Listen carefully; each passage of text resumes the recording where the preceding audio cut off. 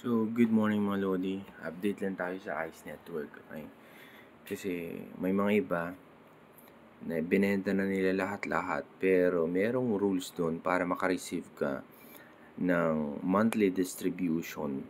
Dapat nung nag-send sila ng ICE token dun sa OKX account mo, dapat merong maintaining balance na 1,000, okay?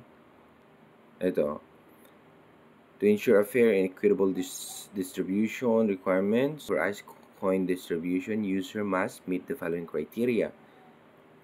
User must maintain minimum balance of 1,000 ICE available in their account. Ayan. Okay? Dapat laging active. Tapos, yung BNB Smart Chain address.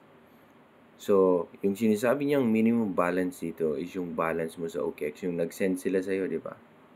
Pero sa mga iba naman na nakareceive lang ng less than 1,000, so ibig sabihin, wala na kayong parang available balance dun sa, hindi naman wala, pero walang available na ma-distribute kasi kaya ganun yung na-receive nyo. Pero dun sa mga more than 1,000 at na-maintain nyo yan, monthly distribution may maibibigay pa rin sa inyo. Kasi nga, meron pang natitirang available na makukuha nyong coins.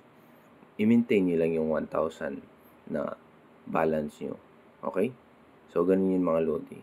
May makaka-receive kayo ng email or pwede nyo i-check dun sa BNB scan pala para ma-check nyo kung meron kayo na-receive na bagong ICE token. Okay? So, yan lang mga Lodi update natin.